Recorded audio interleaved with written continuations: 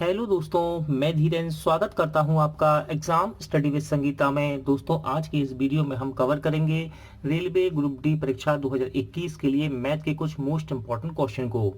दोस्तों, इस सीरीज में हम चैप्टर वाइज और साथ ही साथ प्रीवियस ईयर के क्वेश्चन को कवर कर रहे हैं और इस सीरीज में हम मेंसुरेशन के साथ साथ चक्रवृद्धि ब्याज और साझेदारी यानी कि पार्टनरशिप को कवर कर चुके हैं। दोस्तों, चलिए हम अपनी क्लास शुरू करते हैं। आज का पहला क्वेश्चन है दोस्तों, ये क्वेश्चन मैंने लिया है आयतन से और आपको पता है कि मैं आयतन क्षेत्रफल आपको बेसिक तरीके से इसी सीरीज में पढ़ा चुका हूं, तो अब आपको इन सवालों में प्रॉब्लम नहीं होनी चाहिए। देखिए, question RRB Chandigarh group D 2009 में पूछा गया है। क्वेश्चन क्या कह रहा है, यदि किसी सिलेंडर का वक्रीय पृष्ठीय क्षेत्रफल 1760 वर्ग सेंटीमीटर है और उसकी आधार की त्रिज्या 14 सेंटीमीटर हो तो उसकी ऊंचाई बताइए। तो दोस्तों, मैं आपसे बार बार कहता हूं कि जब भी मेंसुरेशन की बात हो तो याद रखिएगा सबसे ज़्यादा इंपॉर्टेंट होते हैं यहाँ फॉर्मूले। और यदि आपको फॉर्मूले याद नहीं है तो आप पिछली कक्षा पढ़ें और वहाँ आप प्रैक्टिस करें तो आपको सारे फॉर्मूले याद हो जाएंगे प्रैक्टिस करते करते। तो देखिए, क्वेश्चन कह रहा है, यहाँ बात हो रही है सिलेंडर की। तो दोस्तों, सबसे पहले याद रखिएगा सिलेंडर का मतलब क्या है। हम यहाँ बात कर रहे हैं दोस्तों बेलन की। तो मैं एक बेलन आपको बना के दिखा देता हूं जिससे कि आपको समझने में आसानी हो। देखिए दोस्तों, कह रहा है एक सिलेंडर नहीं बेलन की बात कर रहा है, वक्रीय पृष्ठीय क्षेत्रफल 1760 है। तो याद रखिएगा सिलेंडर कह लीजिए चाहे बेलन कह लीजिए, ठीक है ना। सिलेंडर कह लीजिए चाहे बेलन। तो क्या दे रखा है आपको यहाँ आपको दे रखा है सिलेंडर का वक्र पृष्ठीय क्षेत्रफल। क्या देखा है, वक्र पृष्ठीय क्षेत्रफल कितना, 1760, ठीक है ना, वर्ग सेंटीमीटर। याद रखिएगा यहां से इस बिंदु से यहां तक की दूरी कहलाती है दोस्तों त्रिज्या। क्या, त्रिज्या, ठीक है ना। ये हो गई इसकी त्रिज्या बेलन की। और इस पॉइंट को यदि हम इससे मिलाते हैं तो ये कहलाएगी एच यानी कि ऊंचाई। आप इसे एच कह सकते हैं, इसे भी एच कह सकते हैं, ठीक है ना। ये है इसकी एच और ये है इसकी त्रिज्या, ठीक है दोस्तों। देखिए, अब यहाँ आपसे कह रहा है उसके आधार की त्रिज्या। देखिए, ये इसका आधार है ना बेलन का यानी कि सिलेंडर का। बेलन के आधार की त्रिज्या कितनी दे रखी है आपको, 14 सेंटीमीटर। कितनी, 14 सेंटीमीटर, यानी कि आर आपको दे रखा है 14 सेंटीमीटर। और सिलेंडर की बात कर रहा है यानी कि ये किसकी बात कर रहा है, बेलन की। आप बेलन कह लीजिए क्योंकि सिलेंडर बेलन के आकार का ही होगा। और आपसे पूछिए उसकी ऊंचाई, आपसे एच पूछी है और त्रिज्या दे रखी है और आपको यहाँ पर क्या दिया उसने, वक्रीय पृष्ठ का क्षेत्रफल, वक्रीय पृष्ठ का क्षेत्रफल। तो दोस्तों आपको याद होना चाहिए, मैंने आपको जब पढ़ाया था तो मैंने बेलन का वक्र पृष्ठ का क्षेत्रफल आपको बताया था। वो क्या होता है, तो बेलन का वक्र पृष्ठ का क्षेत्रफल होता है 2 पाई आर एच, ठीक है ना। क्या होता है, बेलन के लीजिए सिलेंडर के लीजिए का वक्र पृष्ठ का क्षेत्रफल क्या होता है, 2 पाई आर एच। और ये आपको कितना दे रखा है, ये आपको दे रखा है 1760। कितना, 1760, ठीक है दोस्तों। अब देखिए हम यहाँ मान रखते हैं, इसको मैं यहाँ सॉल्व कर देता हूँ जिससे आपको साफ दिखाई दे। देखिए 2 पाई का मान कितना है दोस्तों, पाई का मान होता है 22/7। आर यानी कि त्रिज्या कितनी दे रखी है आपको, 14 इनटू में एच बराबर कितना आएगा, 1760, ठीक है ना। देखिए इसे सॉल्व करते हैं हम। देखिए 7 दूनी 14, ठीक है। 2 के पारे से इसे काट लेते हैं। देखिए 2 अट्ठे 16, 2 अट्ठे 16, 1 0, ठीक है दोस्तों। देखिए और कट सकता है, हाँ 22 के पारे से कट सकता है। देखिए 22 चौके 88 यानी कि 40। तो कितना आ गया, ये आ गया 2 इंटू में एच बराबर 40। और काटते हैं 2 से, कट जाएगा, हाँ कटेगा, 2 के पारे से 20 बार, यानी कि इसकी एच निकल कर कितनी आएगी दोस्तों, 20 सेंटीमीटर। तो इसका सही आंसर रहेगा ऑप्शन सी। याद रखिएगा, मैं आपसे फिर कह रहा हूं इस प्रकार के सवालों में यानी कि मेंसुरेशन में आपको फॉर्मूलों की बहुत ज़्यादा आवश्यकता पड़ेगी, इसलिए फॉर्मूले दोस्तों आप बार बार याद कीजिए। और नहीं होते हैं यहाँ तो आप सवालों की प्रैक्टिस कीजिए। मैंने लगभग मेंसुरेशन से 100+ क्वेश्चन अब तक सॉल्व करा दिए यहाँ पर एक्सपेक्टेड क्वेश्चन के रूप में, ठीक है ना। तो अगला क्वेश्चन देखते हैं। इंपॉर्टेंट क्वेश्चन है दोस्तों, मोस्ट इंपॉर्टेंट, और ये question RRC Muzaffarpur group D 2011 में पूछा जा चुका है। देखिए क्वेश्चन क्या कह रहा है, एक लंब वृत्ताकार शंकु की त्रिज्या 3 सेंटीमीटर और इसकी ऊंचाई 4 सेंटीमीटर है, शंकु का वक्रीय धरातल क्या होगा। तो देखिए दोस्तों, पहले मैं आपको समझाने के लिए एक शंकु बना देता हूं। दोस्तों ये है इसकी त्रिज्या, इस पॉइंट से लेकर यहां तक की, ठीक है, क्या है इसकी त्रिज्या, और इसे हम कहते हैं h, यानी कि ऊंचाई, ठीक है ना। और ये तिरछी वाली जो लंबाई आपको दिख रही है इसे हम कहते हैं तिर्यक ऊंचाई। क्या कहते हैं, तिर्यक ऊंचाई, जिसे हम l से प्रदर्शित करते हैं, ठीक है ना। अब इस सवाल में आपको क्या दे रखा है, इस सवाल में आपको दे रखा है शंकु की त्रिज्या, यानी कि आपको शंकु की त्रिज्या दे रखी है r 3 सेंटीमीटर। फिर उसने कहा इस शंकु की ऊंचाई 4 सेंटीमीटर, यानी कि ये h आपको कितनी दे रखी है, 4 सेंटीमीटर। फिर उसने कहा आपसे शंकु का वक्रीय धरातल क्या होगा। अब इस प्रकार का सवाल तुमने कभी सॉल्व भी नहीं किया और एग्जामिनर ने डायरेक्ट एग्जाम में पूछ लिया कि वक्रीय धरातल क्या होगा।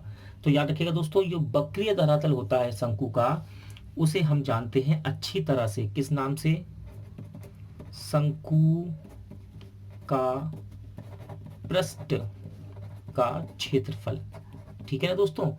शंकु का जो पृष्ठ का क्षेत्रफल होता है उसी को कहते हैं हम, क्या कहते हैं, वक्रीय धरातल। ध्यान रखिएगा, शंकु का जो पृष्ठ का क्षेत्रफल होता है उसे हम कहते हैं, उसे हम कहते हैं क्या, वक्रीय धरातल। तो दोस्तों याद रखिएगा, शंकु का पृष्ठ का क्षेत्रफल क्या होता है, पाई आर एल, पाई आर एल, पाई आर एल। अब आंसर में देखिए पाई तो आ रहा है, तो पाई का हमें मान नहीं रखना, इसका मतलब आर आपको दे रखी है 3 सेंटीमीटर, लेकिन एल नहीं है आपके पास, एल यानी कि तिर्यक ऊंचाई नहीं है। तो कहीं से यदि हम तिर्यक ऊंचाई निकाल लें और यहाँ रख दें तो ये सवाल सॉल्व हो सकता है। तो देखिए याद रखिएगा, शंकु की तिर्यक ऊंचाई एल क्या होती है, शंकु की तिर्यक ऊंचाई, और ये होता क्या है, इसका फॉर्मूला क्या होता है दोस्तों, तो इसका फॉर्मूला होता है अंडर रूट में R square plus H square. याद रखिएगा एल क्या होता है, एल होता है शंकु की तिर्यक ऊंचाई। याद रखिएगा एल होता है शंकु की तिर्यक ऊंचाई, ये रही शंकु की तिर्यक ऊंचाई, और इसका फॉर्मूला होता है अंडर रूट में R square plus H square, यानी कि त्रिज्या का स्क्वायर प्लस हाइट का स्क्वायर। सॉल्व करते हैं इसे, देखिए आर का मान आपको दे रखा है 3, तो 3 का स्क्वायर, एच का मान दे रखा है 4, यानी कि 4 का स्क्वायर। तो एल बराबर क्या हो जाएगा, अंडर रूट में ये आएगा 3 त्रिका 9 और 4 चौके 16, तो इसको जोड़ेंगे तो ये कितना हो जाएगा, बराबर में 25। तो एल बराबर आ गया अंडर रूट में 25। अब दोस्तों जब हम अंडर रूट में से 25 को बाहर निकालें तो क्या आएगा, 5, क्योंकि ये 5 वर्गमूल, ठीक है ना, 5 का वर्गमूल है 25। तो एल आपके पास आ गया, आर आपको दे रखी है। तो आपको बताना क्या है, शंकु का पृष्ठ का क्षेत्रफल बता सकते हैं बड़ी आसानी से। देखिए शंकु का पृष्ठ का क्षेत्रफल क्या बताना है, शंकु का पृष्ठ का क्षेत्रफल, या फिर आप कह सकते हैं वक्रीय धरातल क्या होता है, ये होता है पाई आर एल। पाई का मान देखिए रखना नहीं है आपको, आंसर में आ रहा है पाई, ठीक है, तो पाई को ऐसे रख देंगे। आर का मान कितना है 3, और एल कितनी निकाली अपने 5, तो आपको गुणा करना, देखिए 5 या 15 पाई, और सेंटीमीटर स्क्वायर साथ में चलेगा, ठीक है ना। तो इसका राइट आंसर रहेगा ऑप्शन बी। अगला क्वेश्चन, सवाल नंबर 3 देखते हैं दोस्तों, इंपॉर्टेंट क्वेश्चन है। देखिए question RRB Bilaspur group D में पूछा भी जा चुका है। क्वेश्चन क्या कह रहा है, एक ठोस की लंबाई, चौड़ाई तथा ऊंचाई क्रमशः 6 सेंटीमीटर, 4 सेंटीमीटर तथा 3 सेंटीमीटर है, इसका आयतन क्या होगा। तो दोस्तों अब आपको यहाँ खुद समझना होगा कि ठोस किस प्रकार का है। तो देखिए ठोस हो सकता है आपका, एक घन भी हो सकता है, ठीक है ना, एक घन भी हो सकता है और एक घनाभ भी हो सकता है, ठीक है ना। लेकिन आप यहाँ पे पता कैसे लगाएंगे कि दोस्तों ये घन की बात कर रहा है, घनाभ की बात कर रहा है। तो याद रखिएगा जब भी दोस्तों घन की बात होगी तो याद रखिएगा घन की प्रत्येक भुजा बराबर होती है। तो यहाँ पे आपको एक भुजा देता वो, यदि घन की बात करता, याद रखिएगा घन की प्रत्येक भुजा बराबर होती है, लेकिन घनाभ की प्रत्येक भुजा बराबर नहीं होती, ठीक है ना। लंबाई अलग होगी, चौड़ाई अलग होगी इसकी, और ऊंचाई अलग होगी, यानी कि तीनों यदि आपको अलग दिए हैं, एल बी एच, यानी कि लंबाई, चौड़ाई, ऊंचाई, तो इसका मतलब है ये बात कर रहा है घनाभ की। और इस सवाल में देखिए ठोस की लंबाई, चौड़ाई, ऊंचाई 6 सेंटीमीटर, 4 सेंटीमीटर, 3 सेंटीमीटर है, यानी कि यहाँ बात हो रही है दोस्तों घनाभ की। तो देखिए मैं एक घनाभ बना देता हूं, देखिए ये रहा आपका घनाभ,